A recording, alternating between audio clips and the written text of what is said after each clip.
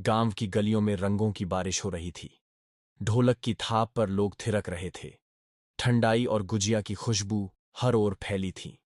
पूरा गांव होली के जश्न में डूबा हुआ था। लेकिन कोई नहीं जानता था कि उसी भीड़ में एक ऐसी शख्सियत भी थी जिसकी असली पहचान जानकर सबकी आंखें फटी की फटी रह जातीं। चांदपुर गांव के मुख्य चौक पर गोलगप्पे वाले राजू की दुकान के पास एक महिला खड़ी थी। उसने हल्के पीले रंग की सूती साड़ी पहन रखी थी, सिर पर पल्लू खींचा हुआ और आंखों पर बड़ा सा काला चश्मा चढ़ा था। वो एक आम गांव की महिला लग रही थी, जैसे होली के दिन बाजार से कुछ सामान लेने आई हो। किसी को भी भनक नहीं थी कि वो कोई और नहीं बल्कि जिलाधिकारी आद्या सिंह थीं। आद्या मैडम अपना रूप बदलकर गांव में यह देखने आई थीं कि उनके क्षेत्र में असलियत में क्या हो रहा है। वो यह जानना चाहती थीं कि प्रशासन के लोग जनता के साथ कैसा व्यवहार करते हैं। आद्या ने मुस्कुराते हुए राजू से कहा, भैया, थोड़ा तीखा बनाना, मजा आना चाहिए। राजू ने सिर हिलाया। अभी बनाता हूं बहन जी, ऐसी पूरी खिलाऊंगा कि याद रखोगी। जैसे ही उन्होंने पहला गोलगप्पा खाया, आद्या को उसकी तीखापन और स्वाद का एहसास हुआ। वो और गोलगप्पे खाने लगी। उनके चेहरे पर हल्की मुस्कान थी, क्योंकि राजू न सिर्फ स्वादिष्ट पानी पूरी बना रहा था बल्कि सबके साथ बेहद इज्जत से पेश आ रहा था। तभी दूर से धूल उड़ाती हुई एक बाइक आई। बाइक पर 3 पुलिस वाले और एक होमगार्ड बैठे थे। उनकी वर्दी बेतरतीब और चेहरे पर गुरूर साफ झलक रहा था। उनमें से एक सब इंस्पेक्टर धर्मवीर यादव था, जो अपने रौब के लिए गांव भर में कुख्यात था।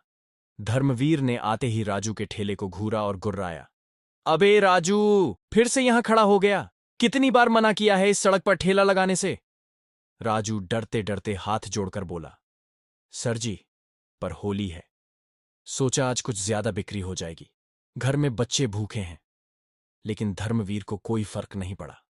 उसने ठेले को लात मार दी। ठेला डगमगाया और सारा पानी पूरी का सामान नीचे गिर गया। लोगों की आंखों में हैरानी और डर था। भीड़ चुप थी।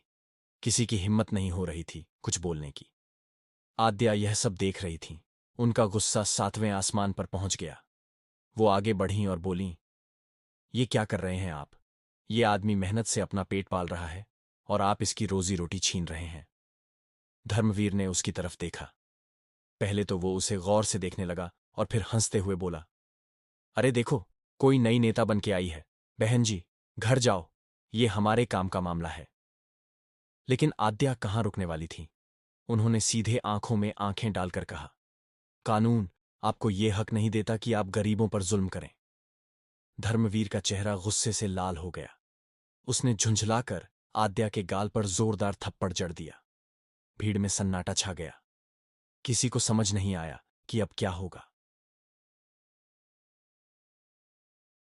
किसी को कुछ समझ में नहीं आ रहा था।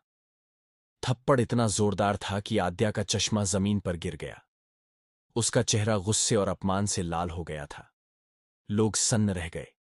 किसी को यकीन नहीं हुआ कि पुलिस ने एक महिला को सरेआम थप्पड़ मारा है। लेकिन वहां खड़े धर्मवीर और उसके साथी पुलिस वालों को इसकी कोई परवाह नहीं थी।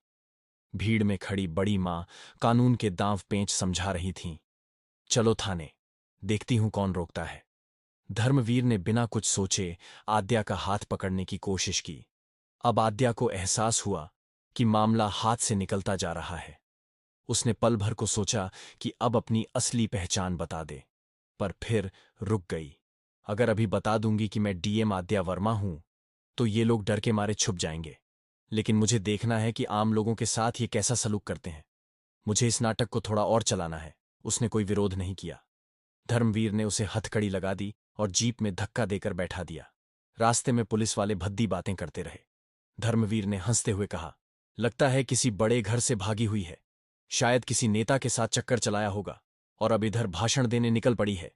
दूसरे सिपाही ने ठाका मारा, चलो थाने, फिर देखते हैं इसकी अकड़ कैसे निकलती है। थाने पहुंचते ही आद्या को अंदर एक बदबूदार हवालात में बंद कर दिया गया। वहां पहले से कुछ और महिलाएं कैद थीं। उनमें से एक ने दबी आवाज में पूछा, बहन, आपको क्यों पकड़ा? आद्या ने गहरी सांस ली, मुस्कुराई और कहा, गरीबों की मदद कर दी, बस यही गलती हो गई। अब वह फिर सोचने लगी, क्या अब अपनी पहचान बता दूं? मामला तुरंत खत्म हो जाएगा। लेकिन अगर मैं चुप रही तो देख पाऊंगी कि आम आदमी के साथ ये कैसा सलूक करते हैं। उसने फैसला किया कि जब तक बिल्कुल जरूरी ना हो वह अपनी असलियत नहीं बताएगी। कुछ देर बाद इंस्पेक्टर आया, वही धर्मवीर। आद्या के सामने जाकर खड़ा हो गया और व्यंग्य से मुस्कुराया। समाज में बहुत सुधार हो गया है ना? चलो दस्तखत कर दो। मान लो कि तुमने सरकारी काम में बाधा डाली है, नहीं तो पूरी रात यहीं सड़ोगी। आद्या ने उसकी आंखों में देखकर शांत स्वर में कहा, मैंने कोई अपराध नहीं किया, दस्तखत क्यों करूं? धर्मवीर ने गुस्से से मेज पर हाथ मारा। बहुत बहादुर बन रही है सिपाही, इसे अंदर ले जाओ, समझा दो अच्छे से। अब मामला गंभीर हो गया था। क्या आद्या अब अपनी असली पहचान बताएगी या फिर उन यातनाओं को झेलेगी जो एक आम नागरिक को झेलनी पड़ती हैं? डीएम आद्या वर्मा अब थाने के बदबूदार और गंदे लॉकअप में बैठी थीं। चारों तरफ गंदगी, पान और पेशाब की तेज बदबू। दीवारों पर सीलन और कोनों में फैला कीचड़ माहौल को और भी असहनीय बना रहा था। आद्या अब खुद से सवाल कर रही थी, कब तक यह खेल खेलना है? आद्या के ठीक बगल में दो और महिलाएं बैठी थीं। उनकी आंखों में डर और बेबसी साफ झलक रही थी। उनमें से एक ने हौले से पूछा, बहन जी, आप कौन हैं और पुलिस ने आपको क्यों गिरफ्तार किया? आद्या ने हल्की सी मुस्कान के साथ जवाब दिया, मैंने बस एक गरीब दुकानदार का साथ दिया, यही मेरी सबसे बड़ी गलती बन गई। दूसरी महिला की आंखें भर आईं। उसने रुंधे गले से कहा, इस देश में गरीबों के लिए कोई जगह नहीं है। पुलिस हमें इंसान नहीं समझती।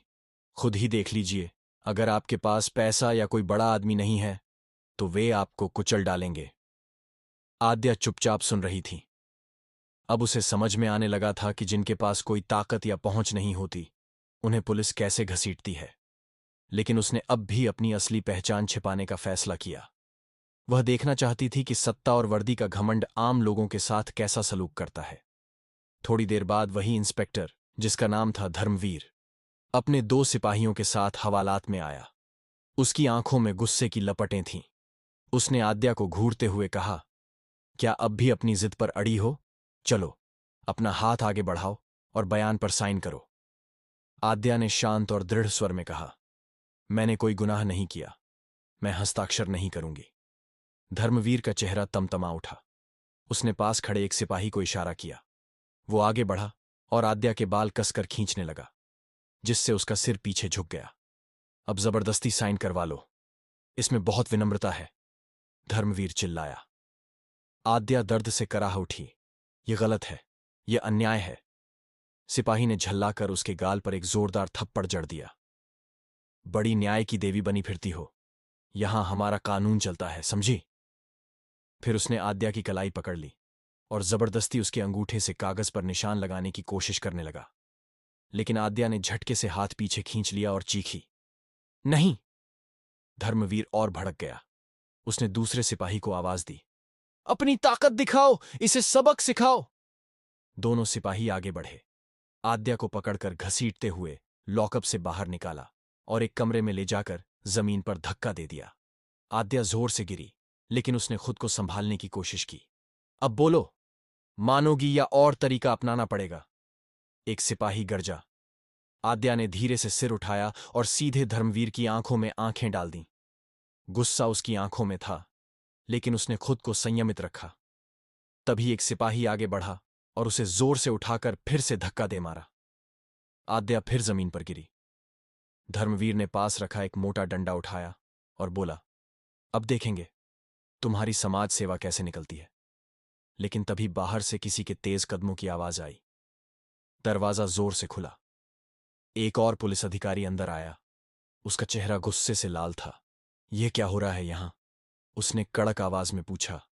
धर्मवीर ने तुरंत सिर झुकाकर जवाब दिया, सर, यह महिला बहुत बदतमीज है। यह सरकारी काम में बाधा डाल रही है, कानून का पालन नहीं कर रही।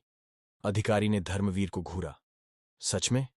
और तुम इस पर बल प्रयोग कर रहे हो? यही सिखाया गया है तुम्हें? कमरे में अचानक सन्नाटा छा गया। आद्या ने राहत की सांस ली, लेकिन उसकी नजरें अब भी धर्मवीर के घमंड से भरे चेहरे पर थीं। अब उसे यकीन हो गया था कि सिस्टम में कुछ लोग भले हों, लेकिन ऐसे धर्मवीर जैसे लोग ही आम जनता का जीना मुश्किल कर रहे हैं। सर, वह बहुत होशियार है, उसे सबक सिखाना जरूरी है। इंस्पेक्टर धर्मवीर की आवाज में कटाक्ष था, लेकिन उसके ठीक सामने खड़ी आद्या की नजरें बिना झुके सीधे अधिकारी की आंखों में गड़ी थीं। अगर आपको कानून के बारे में थोड़ा भी ज्ञान है, आद्या ने शांत लेकिन दृढ़ स्वर में कहा, तो आपको यह भी पता होगा कि बिना किसी अपराध के किसी महिला को इस तरह प्रताड़ित करना पूरी तरह से गैर कानूनी है। अधिकारी कुछ पल के लिए चुप हो गया। फिर धीरे धीरे उसने इंस्पेक्टर धर्मवीर की तरफ देखा। तुमने इसे बिना किसी सबूत के बंद क्यों कर दिया?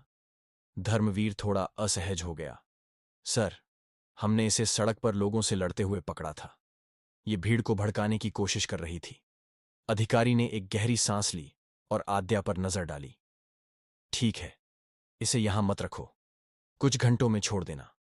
धर्मवीर के चेहरे पर साफ नाराजगी दिख रही थी, लेकिन उसके पास कोई विकल्प नहीं था। आद्या को दोबारा लॉकअप में डाल दिया गया।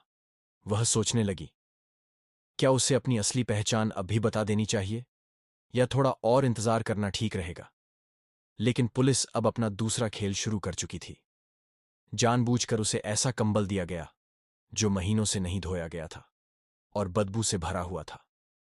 खाने में उन्होंने उसे बासी और बचा खुचा खाना दिया, जो शायद ही कोई कुत्ता भी खाना पसंद करता। पर आद्या के चेहरे पर कोई शिकन नहीं थी। उसकी आंखों में वही दृढ़ता और संकल्प था। वह सब कुछ सहने को तैयार थी, क्योंकि वह खुद महसूस करना चाहती थी कि आम जनता किस तरह का अन्याय झेलती है। अगली सुबह इंस्पेक्टर धर्मवीर फिर आया। अरे, आज तो किस्मत तेरी अच्छी है, चलो, तुम्हें जमानत मिल गई। आद्या ने भौहें उठाकर पूछा, मेरी जमानत किसने करवाई? धर्मवीर हंसा। तुम जैसे लोगों को बचाने के लिए हमेशा कोई मूर्ख खड़ा हो जाता है। आद्या को लॉकअप से बाहर लाया गया। बाहर एक पत्रकार खड़ा था, जो उसके बारे में सुनकर वहां पहुंच गया था। मैडम, आपके ऊपर क्या आरोप है? पत्रकार ने पूछा। आद्या ने हल्की मुस्कान के साथ कहा, कुछ नहीं, मुझे सिर्फ इंसानियत दिखाने की सजा मिली है।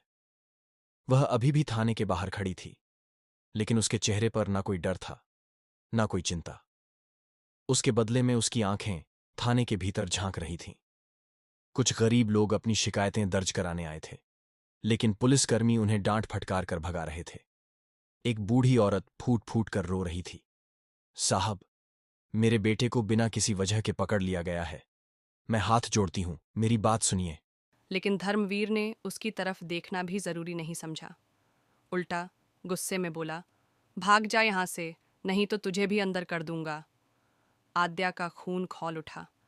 उसका मन कर रहा था कि वह अभी अपनी असली पहचान बता दे, लेकिन उसने खुद को रोक लिया। शायद अभी और देखना जरूरी था। यह उस बदलाव की शुरुआत थी जिसकी लोग कल्पना भी नहीं कर सकते थे। अब भी खुद पर काबू रखते हुए आद्या ने अपने आसपास नज़र घुमाई। वक्त की नज़ाकत को समझते हुए उसने तय कर लिया था कि अभी कुछ नहीं कहना है। तभी उसने देखा कि एक पुलिस वाला उसकी ओर तेजी से बढ़ रहा था। वो समझ गई कि धर्मवीर फिर कोई सवाल करने आ रहा है। शायद उसे जल्दी से टालकर पीछा छुड़ाना ही बेहतर होगा। चलो, भागो यहाँ से, तुम्हें जमानत मिल गई है, अब और तमाशा मत बनाओ, धर्मवीर ने झुंझलाते हुए कहा। आद्या ने गहरी सांस ली। उसकी आवाज़ धीमी लेकिन सधी हुई थी।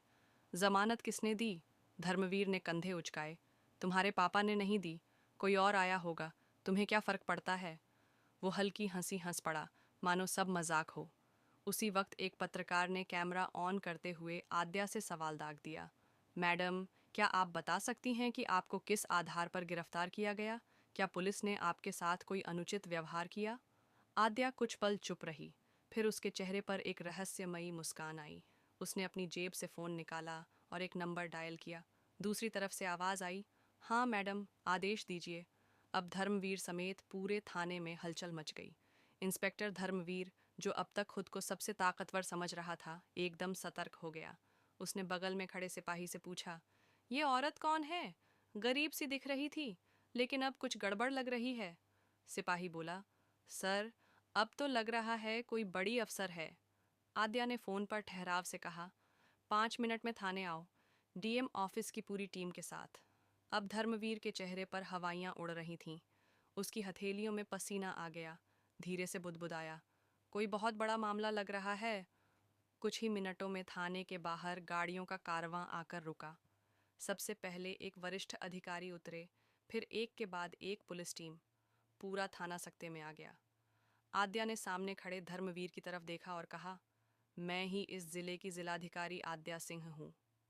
यह सुनते ही धर्मवीर के पांव कांपने लगे। उसकी आंखें फटी की फटी रह गईं। मुंह से एक शब्द तक नहीं निकला। वही धर्मवीर जिसने कल ही आद्या को थप्पड़ मारा था और जेल में बंद कर दिया था, अब जमीन पर घुटनों के बल गिर पड़ा।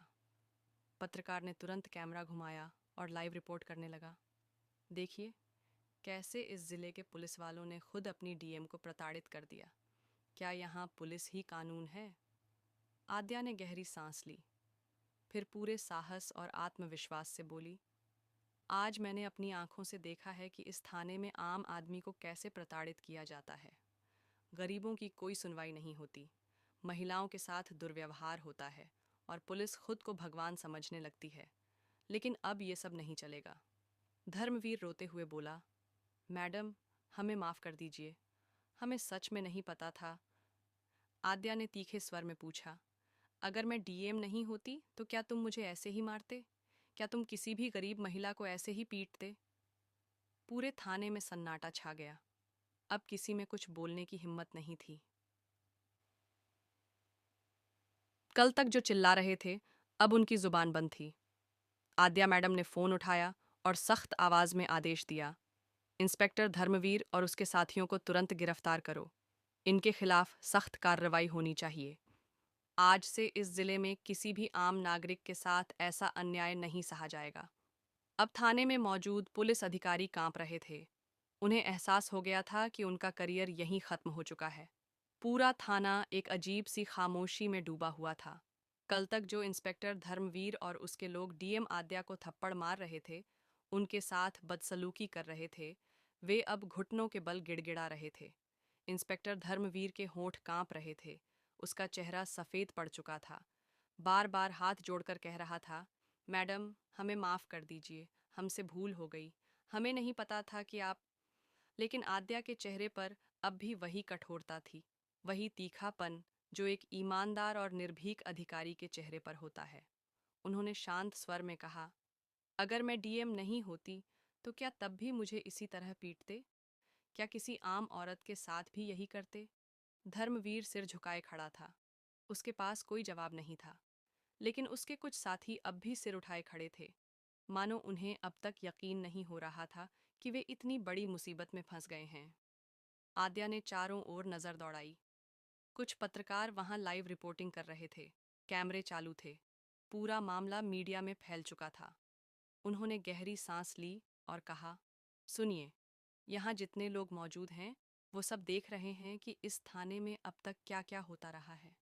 मैंने अपनी आंखों से देखा किस तरह एक बूढ़ी औरत को धक्के मारकर बाहर निकाला गया, एक गरीब मजदूर की शिकायत तक नहीं सुनी गई, और मुझे मुझे इस थाने में बंद करके पीटा गया।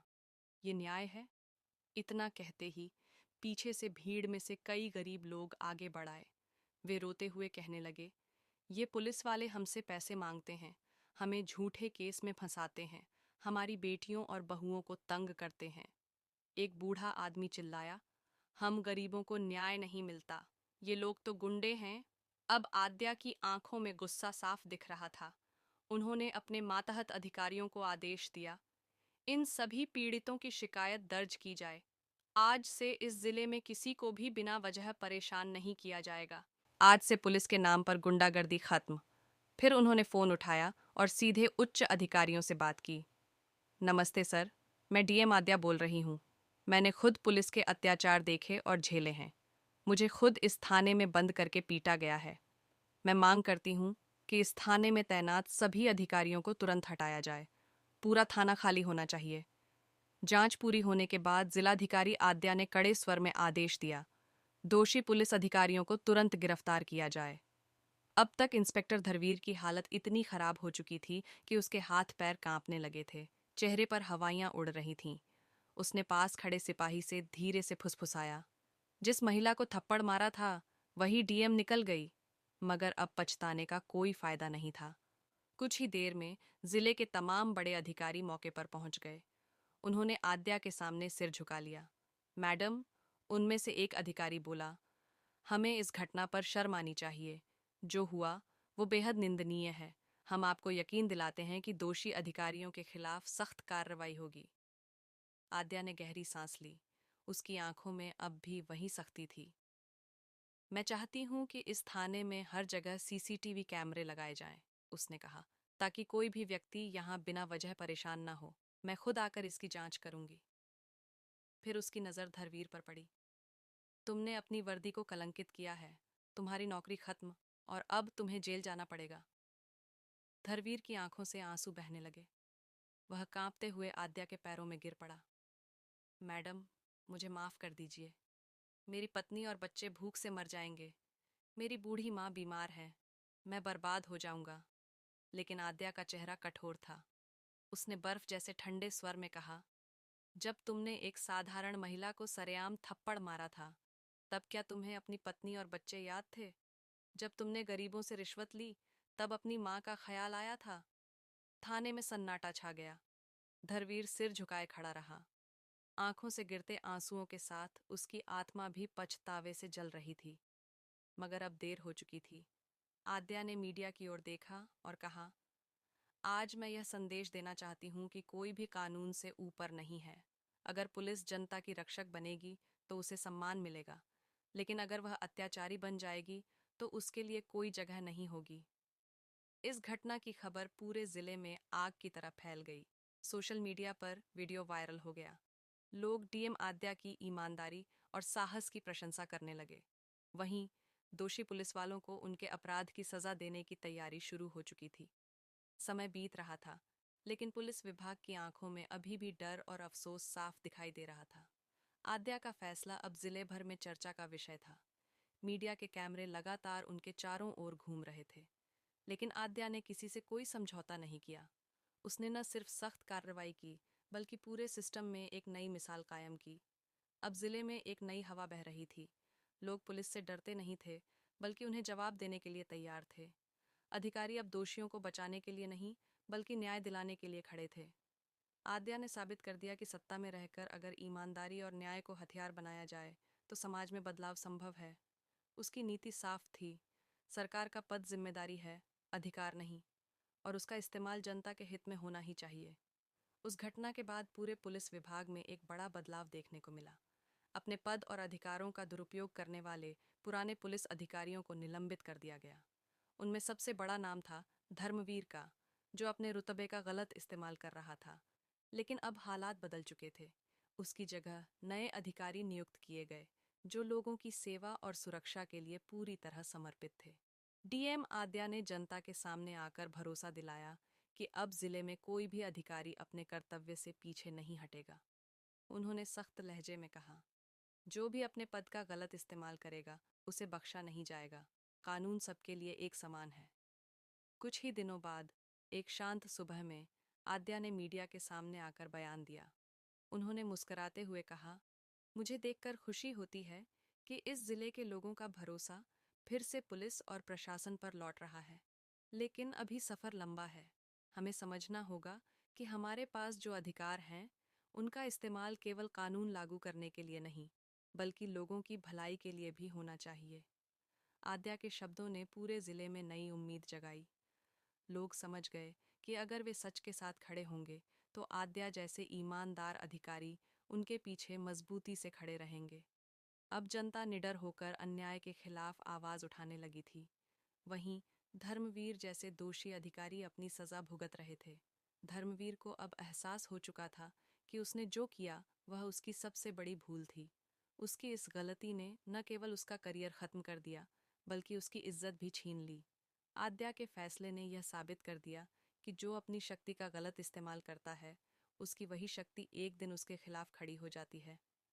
हालांकि यह घटना दुखद थी, लेकिन इसने समाज को एक बड़ा सबक दिया। इस घटना ने यह साबित कर दिया कि ईमानदारी और न्याय ही किसी भी समाज की असली पहचान होते हैं। कोई भी व्यक्ति, चाहे वह कितना भी बड़ा पद क्यों न रखता हो, वह कानून से ऊपर नहीं है। जब तक कोई व्यक्ति अपनी शक्ति का सही इस्तेमाल नहीं करता, तब तक उसे असली सम्मान नहीं मिल सकता। डीएम आद्या ने अपनी शक्ति का उपयोग न केवल एक भ्रष्ट अधिकारी धर्मवीर को दंडित करने में किया, बल्कि हर गरीब, कमजोर और पीड़ित व्यक्ति के अधिकारों को वापस दिलाने में भी किया। उन्होंने यह दिखाया कि अगर हम बदलाव चाहते हैं तो खुद आगे बढ़कर कदम उठाने होंगे। सिर्फ उम्मीद करने से कुछ नहीं होता। आद्या की इस पहल ने पूरे जिले में साहस और ईमानदारी की नई लहर पैदा की। अब लोग जान गए थे कि अगर वे गलत के खिलाफ खड़े होंगे तो सच और न्याय की जीत जरूर होगी। इस कहानी से यह सीखने को मिलता है कि डरना नहीं है, चाहे सामने कितना भी बड़ा अन्याय क्यों न हो। अगर इरादे मजबूत हों और प्रयास ईमानदार, तो हर समस्या का हल निकाला जा सकता है। हमें अपने जीवन में सत्य, ईमानदारी और कर्तव्य पर अडिग रहना चाहिए। तभी हम एक मजबूत, न्यायपूर्ण और समान समाज की स्थापना कर सकते हैं। इस कहानी से यह भी समझ आता है कि हर व्यक्ति में बदलाव लाने की ताकत होती है।